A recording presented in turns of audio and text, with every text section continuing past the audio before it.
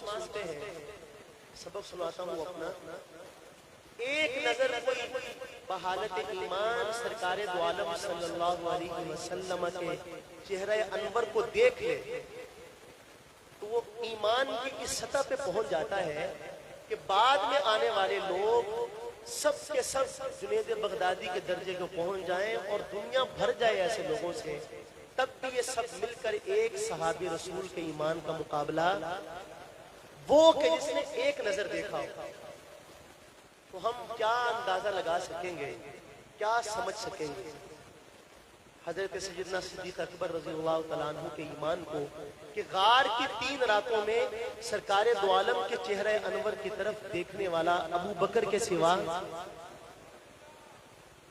کیا فیض لیا ہوگا کہ جب یہ قافلہ مدینہ طیبہ میں پہنچتا ہے تو لوگوں کے لیے فیصلہ کرنا مشکل تھا کہ ان میں سے آقا کون ہے اور غلام کون ہے.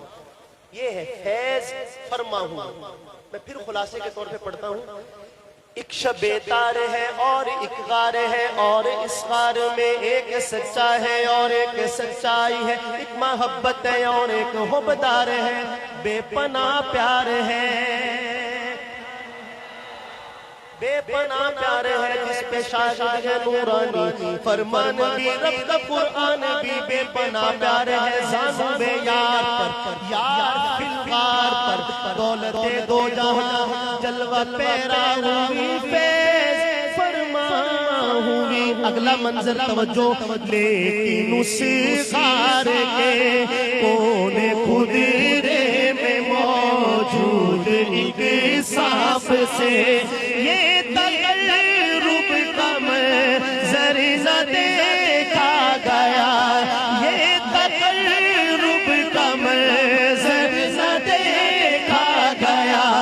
صاف نے دس لیا، صاف نے دس لیا، صاف نے زہر سے زبردستی دی کہ اکبر کا ٹوٹا مگر صاف کو کیا خبر. صوفی صاحب بہ جاؤ. صاف کو کیا خبر، صاف کو کیا خبر، بے پناہ پیار ہے، بے پناہ پیار ہے.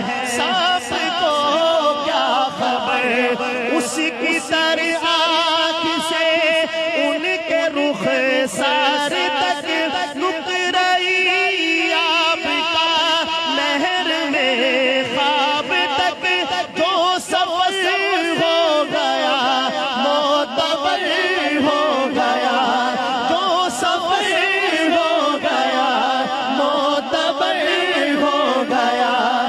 ہجرت کی رات ہی نہ فقط ہم سفر رہے